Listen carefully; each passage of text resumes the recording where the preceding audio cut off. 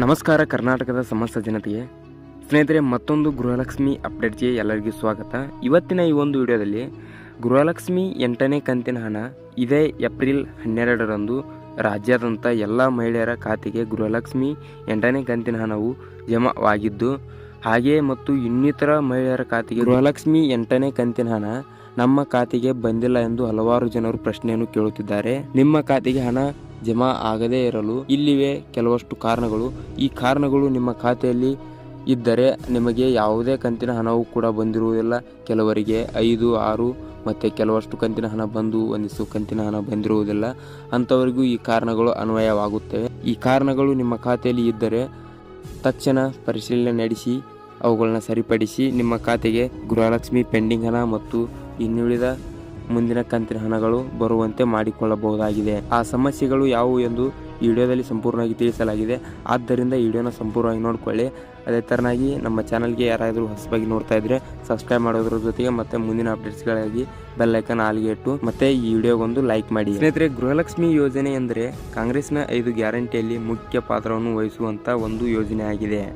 ಈ ಯೋಜನೆ ಅನ್ವಯ ರಾಜ್ಯದ ಪ್ರತಿಯೊಬ್ಬ ಬಡ ಮಹಿಳೆಯರಿಗೆ ಪ್ರತಿ ತಿಂಗಳು 2,000 ರೂಪಾಯಿ ಹಣವನ್ನು ಉಚಿತವಾಗಿ ನೀಡುತ್ತದೆ ಮತ್ತು ಮಹಿಳೆಯರ ವ್ಯಾಪಾರ ಮತ್ತು ಇನ್ನಿತರ ಉಪಯೋಗಗಳಿಗಾಗಿ ಹಣವನ್ನು ಸಹಾಯಕವಾಗಿದೆ. ಸ್ನೇಹಿತರೆ, ನಿಮ್ಮ ಖಾತೆಯಲ್ಲಿ ಈ ಥರ ಸಮಸ್ಯೆ ಇದ್ದರೆ ನಿಮಗೆ ಯಾವುದೇ ಗೃಹಲಕ್ಷ್ಮಿ ಹಣ ಬಂದಿರುವುದಿಲ್ಲ ಮತ್ತು ಕೆಲವಷ್ಟು ಜನರಿಗೆ ಕೆಲವಷ್ಟು ಕಂತಿನ ಹಣ ಬಂದಾಗಿರುತ್ತೆ ಮತ್ತು 8ನೇ ಕಂತಿನ ಹಣ ಕೂಡ ಬಂದಿರುವುದಿಲ್ಲ. ಆ ಕಾರಣಗಳು ಏನೆಂದು ವಿಡಿಯೋದಲ್ಲಿ ನೋಡೋಣ ಬನ್ನಿ.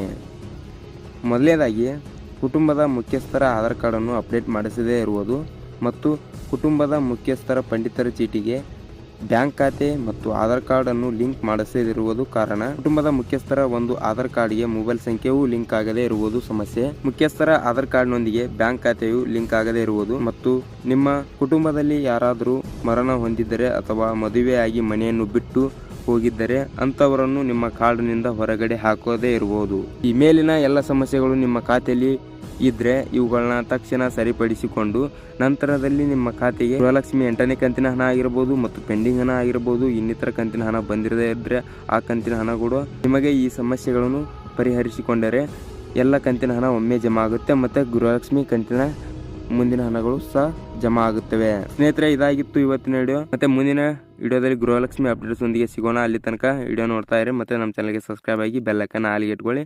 ಮತ್ತೆ ವಿಡಿಯೋನ ನೋಡಿದ್ದಕ್ಕೆ ಧನ್ಯವಾದಗಳು.